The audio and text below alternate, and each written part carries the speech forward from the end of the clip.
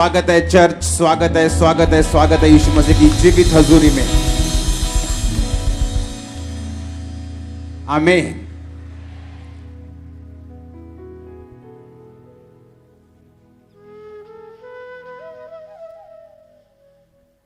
Hallelujah.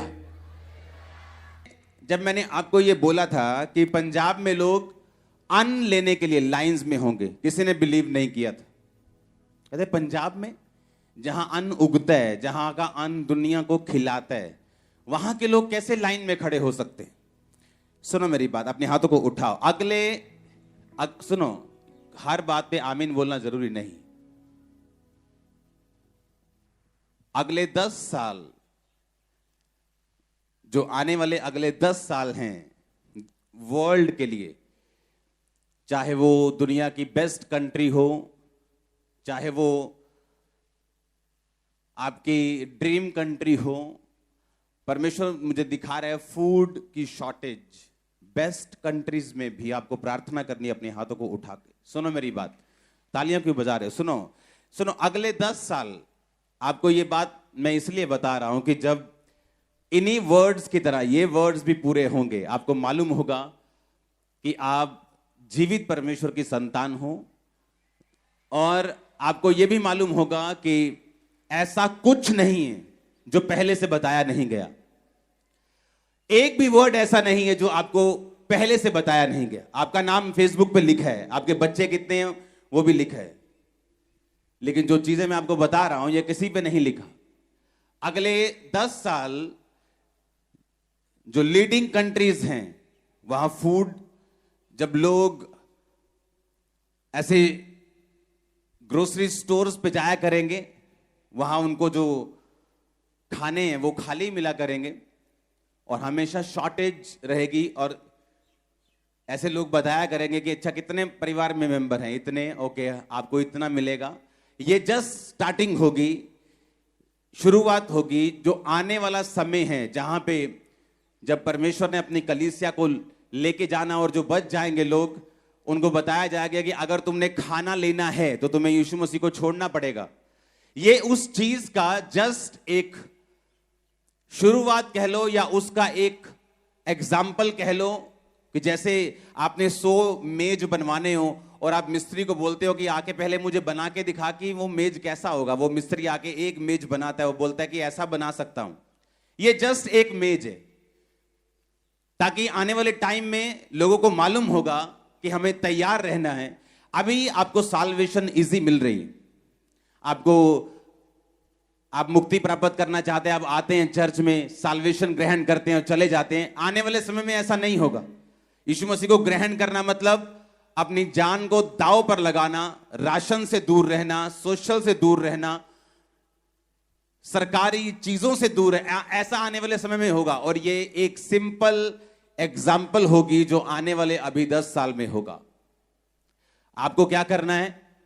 आने वाले 10 साल में जितने मिरेकल्स 10 साल में, आने वाले 10 साल में होंगे, पिछले 2000 साल में नहीं हुए। मैं आपको बता रहा हूं, सिर्फ 10 साल में इतने मिरेकल्स होंगे, इतने मिरेकल्स होंगे, इतने मिरेकल्स होंगे, इतने लोग सेवा के लिए उठेंगे अगले 10 साल में, आप हैरान हो जाओगे। मैं आपको सच कह रहा हूं, अगले 10 साल में इतने मिरेकल्स होंगे, इतने लोग बचेंगे, इतने लोग सेव होंगे। जो ढीठ सोल्स हैं, जो ढीठ प्रजातियां हैं, अगले 10 साल जो इस धरती पे होने वाला है, वो भी परमेश्वर के सामने घुटने टेक देंगे। आप बोलोगे ऐसा क्यों हुआ? आप बोलोगे ऐसा क्यों होगा?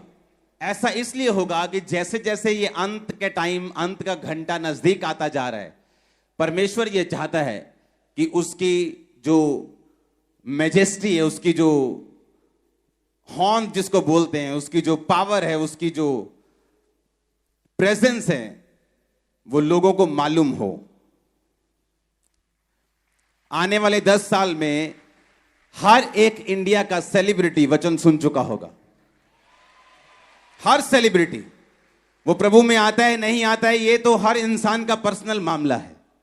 आने वाले 10 साल में हर एक सेलिब्रिटी वर्ड सुन चुका होगा, यीशु मसीह को जानता होगा, मिरेकल जानता होगा, पावर जानता होगा, वर्ड जानता होगा, बाकी उसका डिसीजन है वो क्या करता है। आने वाले 10 साल ऐसे मार्वलस होने वाले हैं। जो लोग पवित्रताई में होंगे, जो लोग सेवा करते होंगे, जो लोग परमेश्वर में बड़े और पूरे होंगे, वो चमकना अब छोटा होगा। वो ऐसे मारेंगे लिश्कारा, आंखें बंद कर देंगे लोगों की।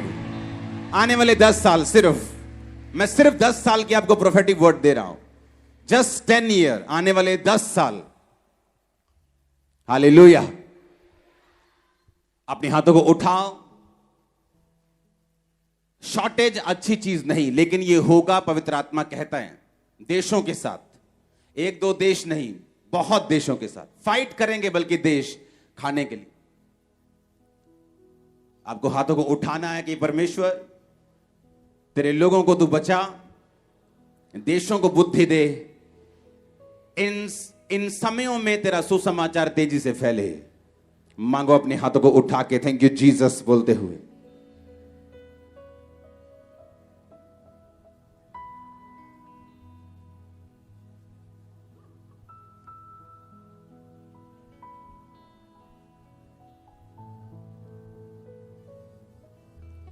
प्रभु यीशु मसीह के सामर्थी नाम में हम मांगते हैं। अपनी सीट को ग्रहण करो, अपनी बाइबल को उठाओ, अपने होंठों को खोलो, बिना आवाज किए बोलो, परमेश्वर यह वचन मेरे लिए है। अपनी आंखों को बंद करके बाइबल को उठाओ, अगर नहीं है तो आंखों को बंद करके अपने हाथों को उठा के प्रार्थना करो।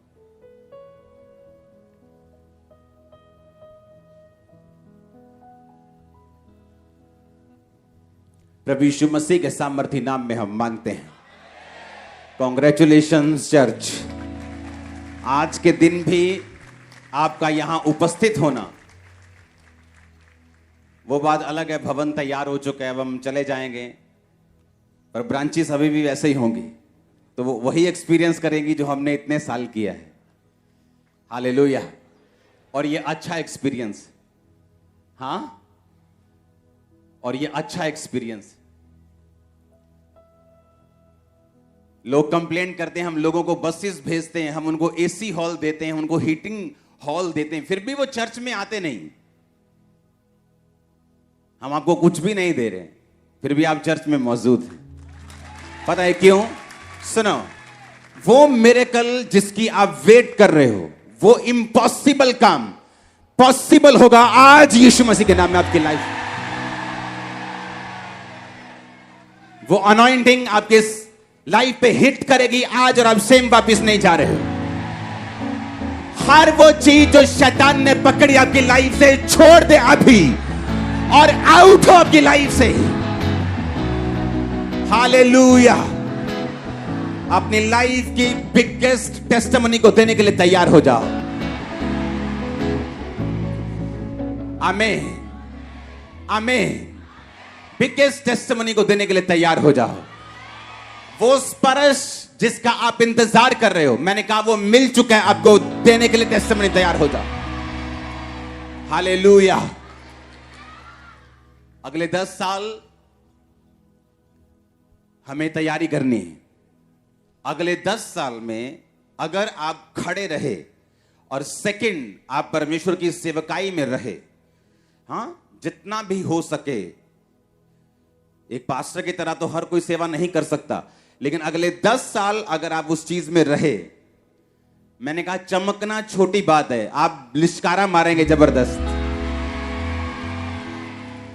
ये जो आप आज देख रहे हो, ये मैंने 15 साल पहले प्रोफेटिक वर्ड दिया था, जो आज आप अपनी आंखों से देख रहे हो। अगर आज आप यहां बैठे हो तो लाखों लोग टीवी पे बैठे मुझे देखने के लिए। मैंने कहा था कि लोग टीवी पर मीटिंग को अटेंड करें, तब पता नहीं था कैसे होगा, इंटरनेट नहीं था तब, विश्वास की प्रोफेसी नहीं थी कि आने वाले समय में ऐसा होगा, तो मैं विश्वास से एक प्रोफेसी करूं। वो एक रियल प्रोफेटिक वर्ड था, बिना टेक्नोलॉजी का सहारा लिए मालूम हुए कि क्या होगा। आने वाले 10 साल में अगर आपने अपने आप को और अपने परिवार को अपनी लाइफ को, अपने फाइनेंस को डेडिकेट कर दिया परमेश्वर के लिए, इम्पॉसिबल होगा आपको हराना, आपका टूटना, आपका गिरना, झड़ना। अभी लोग आपके साथ अपनी लाइफ को मैं आपको प्रोफेटिक मैसेज दे रहा हूं आज। अभी तो लोग, अन्य जाति लोग आपके साथ अपनी लाइफ को कंपेयर करते हैं, बोलते हैं अच्छा आपके पास तो ये, अच्छा हाँ हमारे पास भी है, थोड़ा ठीक ठीक है, अच्छा आपके पास ये। पर आने वाले समय में आपकी ब्लेसिंग्स कंपेयर नहीं होगी उनसे। आपकी ब्लेसिंग जस्ट माउथ शट कर देगी लोगों को। मैं सच कह रहा हूं, मैं आपको सच कह रहा हूं। वो ब्लेसिंग जो मूसा ने अजगर बनाया लाठी को, कहते हम भी बना सकते हैं, उन्होंने भी बना दिया। मूसा का अजगर उनके अजगर को खा गया। उन्होंने कहा मूसा ने कहा पानी को लहू बना सकता हूं, बना दिया, उन्होंने भी बना दिया। लेकिन एक टाइम आया जब वो मूसा को कॉपी नहीं कर सके। कहते ये तो परमेश्वर के हाथ का काम है, इसे हम कॉपी नहीं कर सकते। वो टाइम आपकी लाइफ में आ रहा है, आपकी ब्लेसिंग्स कॉपी नहीं होगी, आपकी ब्लेसिंग्स मुंह बंद रखेंगे लोगों का। ओ आमीन हो चाहिए, बरकत तुम्हारी है चर्च। हालेलुया। आने वाले 10 सालों में शैतान अपने जो वेपन्स हैं उनको बढ़ाएगा, उसके हथियारों को वो बढ़ाएगा। जिन चीजों में कभी लोग बिगड़े नहीं, उनमें भी बिगड़ते हुए आपको बच्चे नजर आएंगे। नए नए ड्रग्स, नए नए नशे, नई नई चीजें, नए नए सिस्टम, व्यभिचार एक अलग मोड में, एक अलग लेवल पे आपको नजर आएगा। लेकिन ये अगले 10 साल अगर आपने डेडिकेट कर दिए, अगले 10 साल अगर आपने अपना ध्यान परमेश्वर की ओर रख लिया, अगले 10 साल अगर आपने परमेश्वर को पूरा डेडिकेट कर दिए, दैट्स इट। वो आपके 10 साल आपके वंशों तक नजर आएंगे, वंशों तक, जनरेशंस तक। आप चाहते हैं मैं आपको प्रोफेटिक मैसेज दूं? हां, आप चाहते हैं कि परमेश्वर की आवाज को हम सुने और समझें? अगले 10 साल गोल्डन ईयर्स हैं हमारे लिए। आपको जस्ट वो करना है जो बाइबल कहती है। अगर बाइबल कहती है कि तू अगर मेरी सेवा करेगा तो मेरा पिता तेरा आदर करेगा, तो सेवा किसके लिए? क्या परमेश्वर लालची है सेवा का? क्या वो हमारे लिए है? इसको मैं वचन से साबित करूंगा। एस्तर की पुस्तक 4 बाब उसकी 1 से 16 आयत। उसमें लिखा, जब मोर्दके ने जान लिया कि क्या क्या किया गया है, तब मोर्दके वस्त्र फाड़ टाट पहन राख डाल नगर के मध्य जाकर ऊंचे और दुख भरे शब्द से चिल्लाने लगा। जब मोर्दके को मालूम हुआ कि मेरी सारी जाति को हामान नष्ट कर देगा राजा की आज्ञा पाकर, तो बाइबल कहती वो चिल्लाने लगा, रोने लगा, टाट पहन लिया।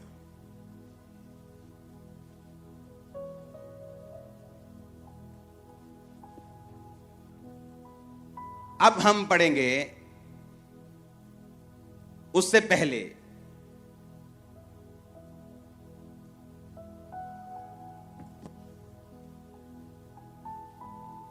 यह स्टोरी को समझना जरूरी है। 5 आयत में लिखा, तब एस्तर ने राजा के खोजों में से एक को, जिसे राजा ने उसके पास रहने को ठहराया था, बुलाकर आज्ञा दी कि मोर्दके के पास जाकर मालूम करे कि क्या बात है।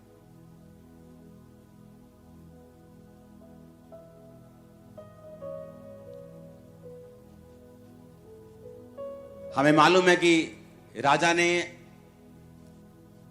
उस चिट्ठी पर अपनी मोहर लगा दी कि जाके सारे यहूदियों को, जितने भी इस देश में यहूदी हैं, सबको खत्म कर दिया जाए।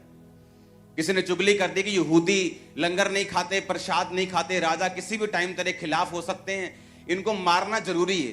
राजा हामान की बातों में आके मरवाने के लिए चिट्ठी पे साइन कर दिए। जब चिट्ठी पे साइन हुए तो मोर्दके, जो एक वफादार सिपाही था राजा का, वो यहूदी था और वो रोने लगा और टाट पहन लिया। जब रानी को मालूम हुआ तो रानी ने कहा, तू क्यों रो रहे? तो उसने बताया कि इस तरह की आज्ञा राजा ने दी है। 8 आयत में लिखा, फिर यहूदियों का विनाश करने की जो आज्ञा शूशन में दी गई थी उसकी एक नकल भी उसने हताक के हाथ में एस्तर को दिखाने के लिए दी और सब हाल बताने और आज्ञा देने को कहा कि भीतर राजा के पास जाकर अपने लोगों के लिए विनती कर। तब हताक ने एस्तर के पास जाकर मोर्दके की ये बातें सुनाई।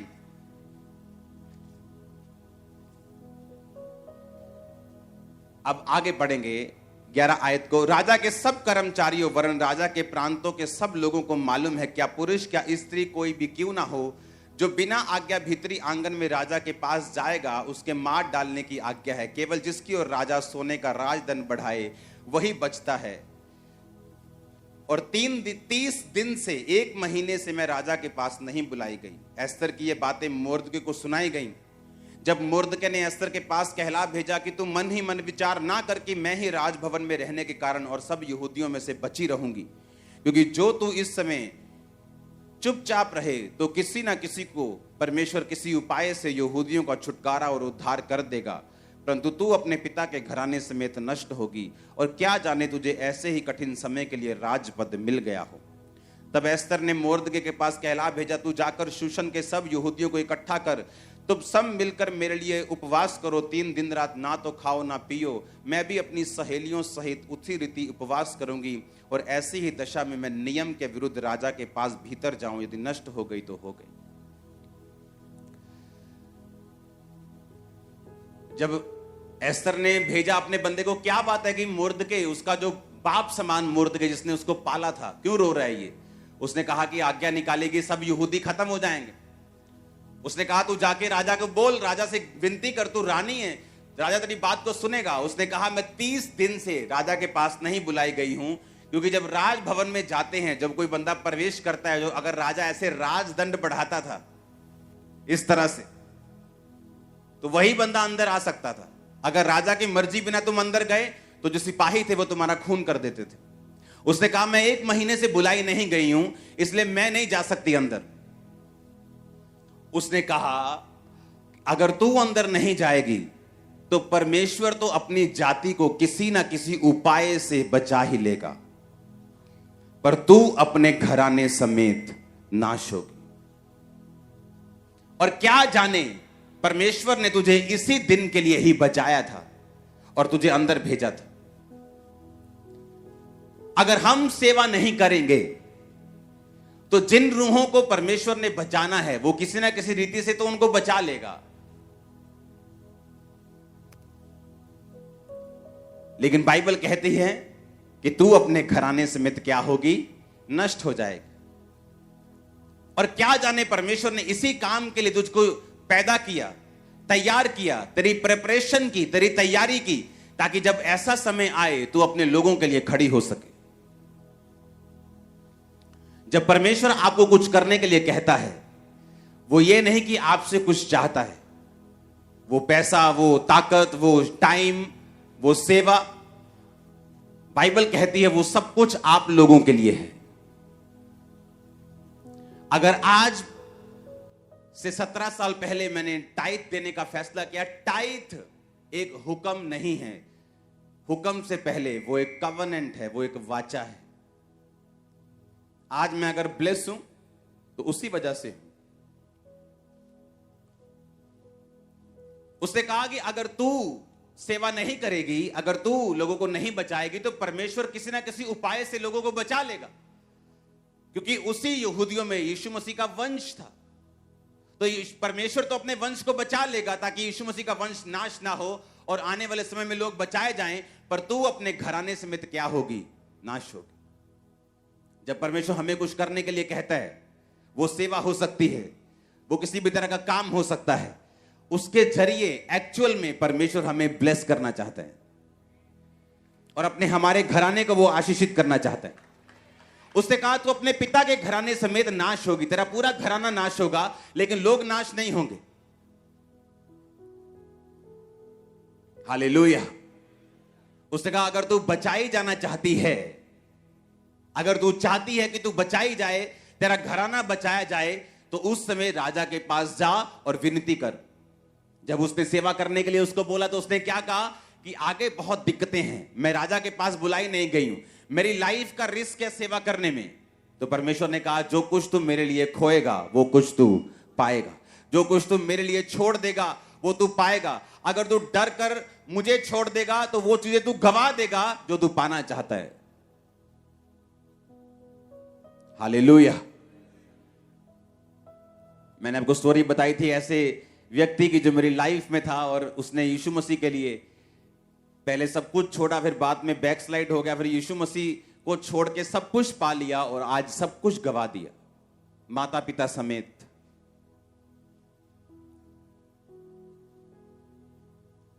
अगर परमेश्वर हमें कुछ करने के लिए कहता है तो एक्चुअल में वो हमें सेव कर रहा है, हमें बचा रहा है।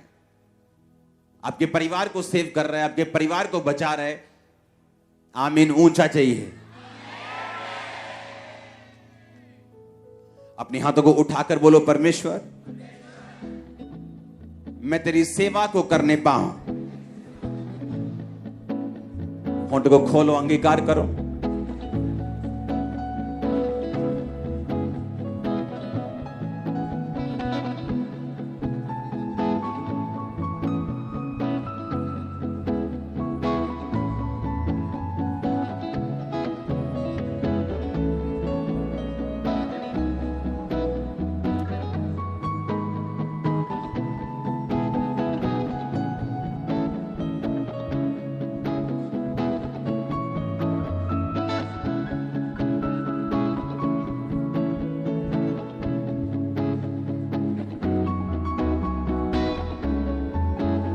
आमीन।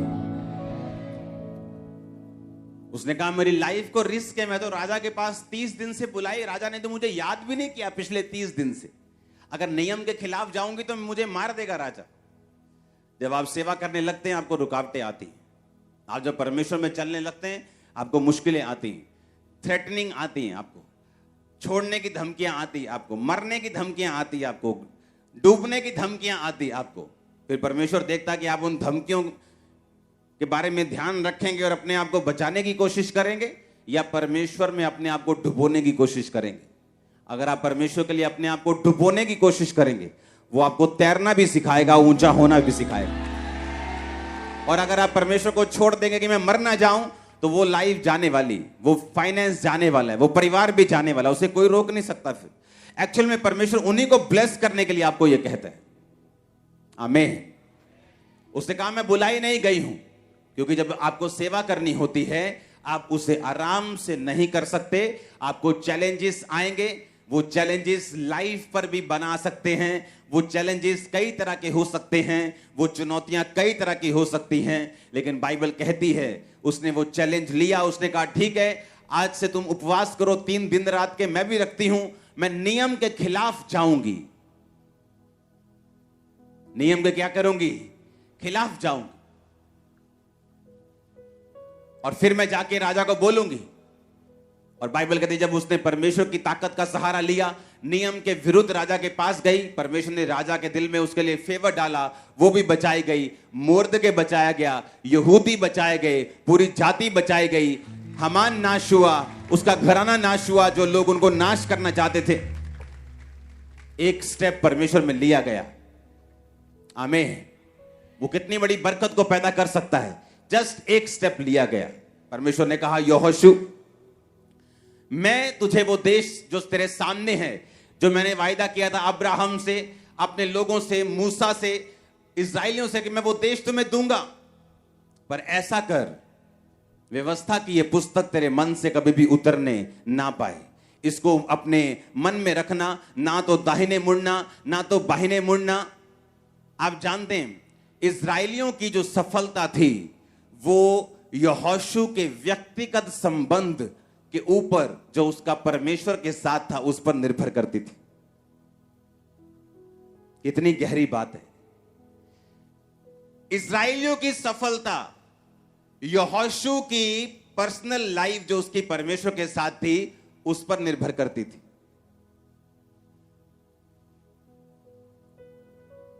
और लोग बोलते किसी भी चर्च में चले जाओ कोई फर्क नहीं।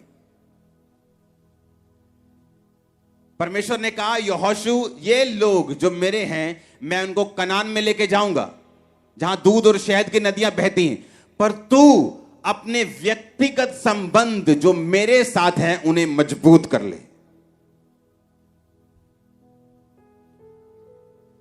और तू मेरे साथ अपने संबंध को मजबूत कर, ना तो दाहिने मुड़ना ना बाहिने मुड़ना। और व्यवस्था की यह पुस्तक तेरे मन से कभी उतरे ना, इसको पूरा करना। तेरा मन कच्चा ना हो, हियाब बांधकर दृढ़ हो जा।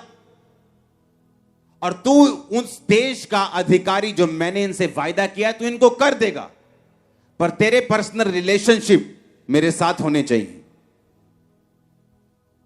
जब आपका पर्सनल रिलेशन परमेश्वर के साथ है, उसका असर आपके परिवार पे होगा, उसका असर आपके फाइनेंस पे होगा, उसका असर आपके रिलेटिव्स पे होगा, आपके मोहल्ले पे होगा, आपके नगर पे होगा। आपको मालूम है कि नहीं? जब आपका रिलेशन परमेश्वर के साथ है, उसका असर सब जगह होगा। परमेश्वर ने कहा, यहोशू, जो पर्सनल रिलेशन तेरा मेरे साथ है, तू इधर नहीं होगा, उधर नहीं होगा, और मैं इस्राएलियों को वही देश दूंगा जो मैंने उनसे वायदा किया है। तू इनकी अगुवाई कर, जैसा मैं मूसा के संग था वैसा मैं तेरे संग रहूंगा। हालेलुया। उनकी सफलता इस्राएलियों की यहोशू के व्यक्तिगत संबंध जो उसके परमेश्वर के साथ होने थे उस पर निर्भर करती थी। अपने पड़ोसी से पूछो, तेरे परमेश्वर के साथ संबंध कैसे हैं? पूछो अपने पड़ोसी से फिर से, बोलो प्रभु के साथ रिश्ता कैसा है? थोड़ा ऊंचा नीचा हो रखा है कि सीधा सीधा है? हालेलुया। जितना रास्ता सीधा होगा उतना हम ही सीधा चलेंगे, और जितना हम टेढ़ा मेढ़ा रखेंगे उतना हम ही झुटकोले खाएंगे। परमेश्वर ने कहा, तू उस देश का अधिकारी इनको कर देगा, पर मैं तुझसे कहता हूं, व्यवस्था की पुस्तक से ना दाहिने मुड़ना ना बाहिने मुड़ना। दिन रात अपना ध्यान इन्हीं पे लगाए रखना। Hallelujah, hallelujah.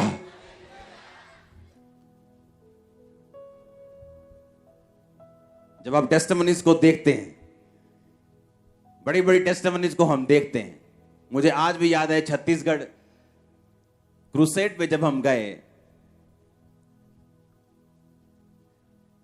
तो उस समय जब मैं और मेरी वाइफ हम रूम में हम प्रेयर कर रहे थे, और मैं खिड़की के पास बैठा था, और मैं सुबह का बैठा और शाम तक ऐसे ही बैठे रहा। वो देख रही है, यार ये बंदा उठता ही नहीं प्रेयर। वो सिंगल रूम था ना, तभी बाहर गए थे, तो वैसे तो मैं अपने प्रेयर रूम में होता हूं। सुबह से लेके शाम तक जब प्रेयर हुई,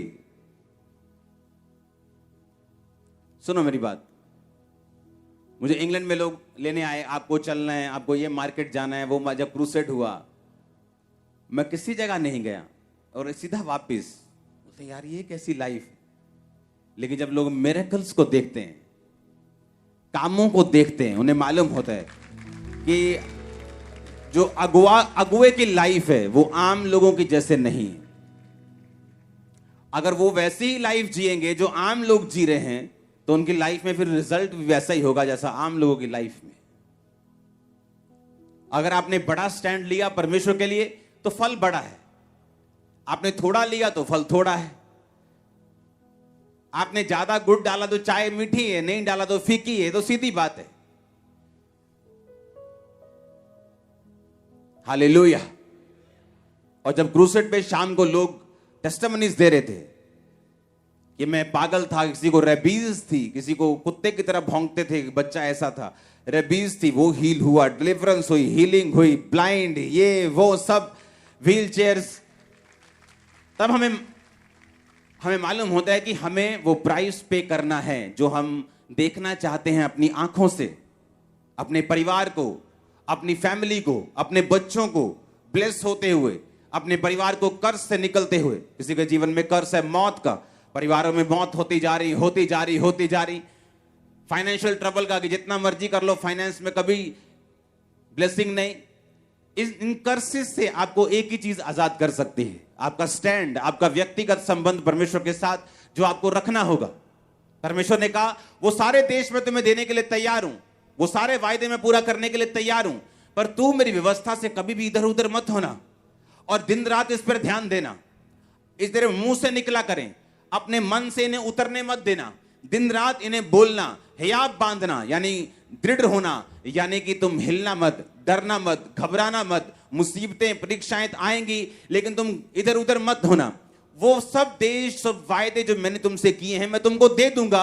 अपने व्यक्तिगत संबंधों को मेरे साथ पूरा रखना। आमीन। हमें लगता है हमारी वाइफ प्रार्थना कर रही है, हमें जरूरत नहीं प्रेयर की। मैं तो बिजी हूं, मैं तो जी कंस्ट्रक्शन का काम करता हूं, दिन रात वहीं रहता हूं, पर मेरी वाइफ प्रार्थना करती है। मैं आपको पहले बता चुका हूं कि जेंट्स की प्रार्थना लेडीज से ज्यादा होनी चाहिए घर में, क्योंकि परमेश्वर ने आपको अगुआ ठहराया। जब अगुवाई अंधा है तो घर कहां जाएगा? अगर अगुवाई अंधा है तो बाइबल कहती है अंधा अंधे को रास्ता नहीं दिखा सकता, दोनों गड्ढे में गिरेंगे। वाइफ प्रार्थना करेगी वो घर को संभाल पाएगी। वाइफ प्रार्थना करेगी ऐसी चीजों को देख पाएगी जो सही नहीं, उसके बच्चों में, उसके पति के, उसके फाइनेंस के, उसके घर में, उन चीजों को वो ठीक कर पाएगी। हस्बैंड प्रार्थना करेगा, परमेश्वर उसकी अगुवाई करेगा आगे बढ़ने में, ग्रो करने में, वो चीजें हासिल करने में जिसके लिए परमेश्वर ने उसे बुलाया है। अगर हम बोलते हैं हम तो जेंट्स हैं, मैं तो जब ये चर्च शुरू होने से पहले जब मीटिंग्स देखता था तो जेंट्स लोग वर्शिप में तालियां तक नहीं बजाते थे, ऐसे बैठते थे सामने सामने अनॉइंटेड वर्शिपर पूरा जोर लगा रहा है और पूरा आगे गड्डी पई है पंजाबी के अंदर और बंदे देख रहे हैं। हाँ हाँ बहुत बढ़िया, एक कदी गजल होर सुनाओ।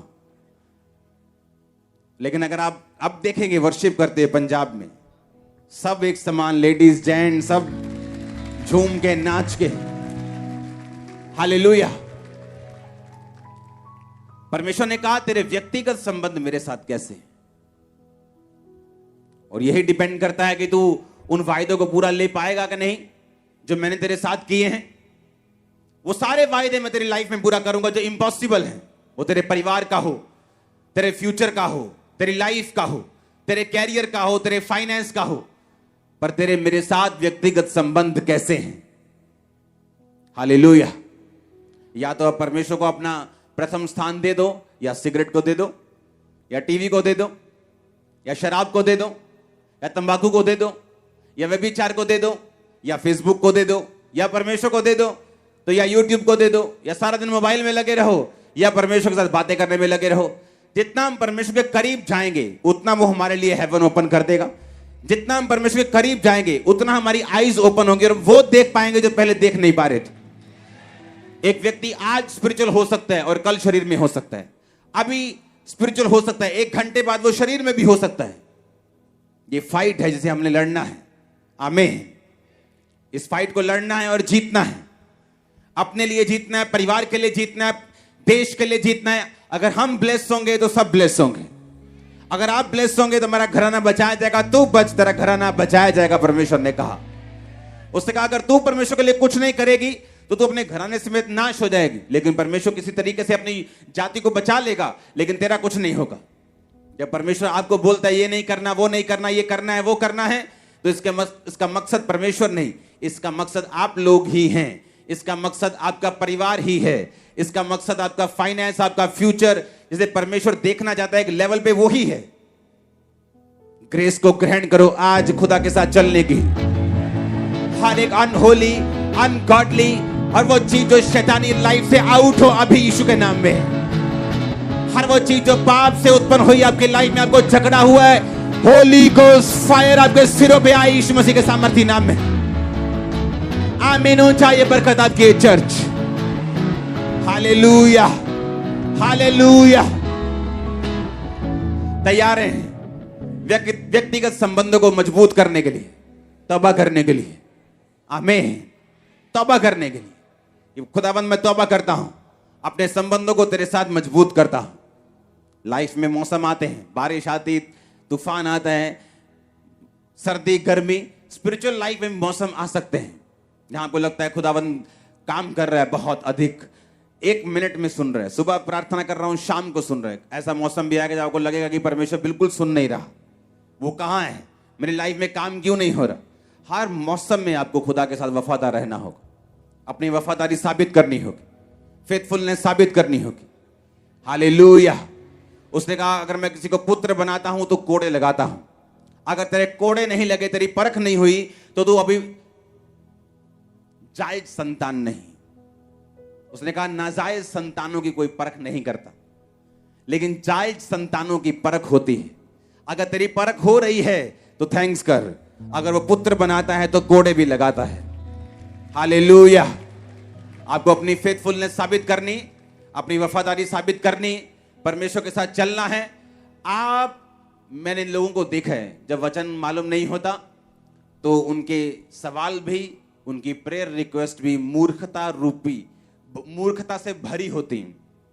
खुद शराब पीते, आकर बोलेंगे मेरी वाइफ की हीलिंग के लिए प्रार्थना करना। खुद बाहर औरत रखी होगी, आगे बोलेंगे मेरे फाइनेंस के लिए आप प्रेयर करना।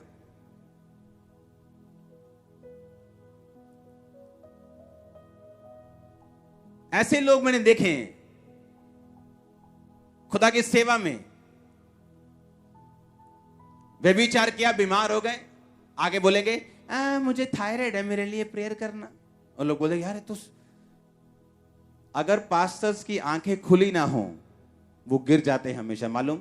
उनको लगता है सब तरफ बीमारियां ही बीमारियां हैं, पर वो उसका कारण नहीं ढूंढ पाते।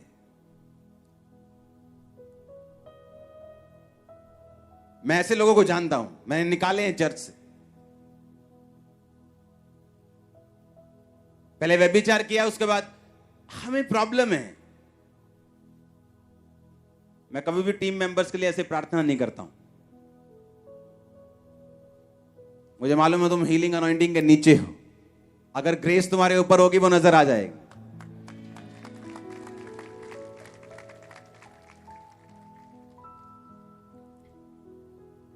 अगर तुमने इतने साल कुछ सीखा होगा तो वो नजर आएगा, लेकिन अगर तुम गुनाह में फंसे हो तो मैं कुछ नहीं कर सकता।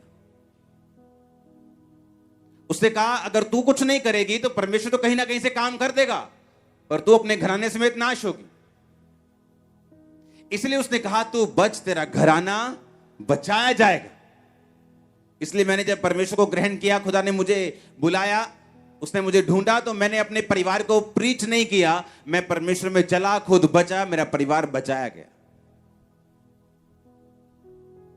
हालेलुया। क्योंकि वचन से बाहर होकर आप कुछ नहीं कर सकते। अगर उसने कहा तू बच, तेरा घराना बचाया जाएगा, तेरा फाइनेंस बचाया जाएगा, तेरे बच्चे बचाए जाएंगे, माता पिता बचाए जाएंगे, तेरा सारा हाउस होल्ड, उसमें फाइनेंस भी आता है, उसमें सेहत भी आती है, उसमें परिवार भी आता है, वाइफ भी आती है, हस्बैंड भी आता है, सब आते हैं, वो बचाए जाएंगे अगर तू बचाया जाएगा तो। उसने इसलिए आपको बनाया था कि आप उसके साथ संबंध को स्थापित कर सकें। Hallelujah, hallelujah. आने वाले समय में, आने वाले कुछ हफ्तों में इस अनॉइंटिंग को हम और गर्म होता हुआ देखेंगे। अभी वो टाइम आ चुका है, वो टाइम आ चुका है। अपने हाथों को उठाओ। Thank you Jesus. हमारे YouTube चैनल को सब्सक्राइब करें ताकि आप परमेश्वर के गहरे वेदों को जान सकें कि कैसे आप परमेश्वर में बढ़ सकते हैं, कैसे आप दुष्ट आत्माओं से, नशों से, बीमारियों से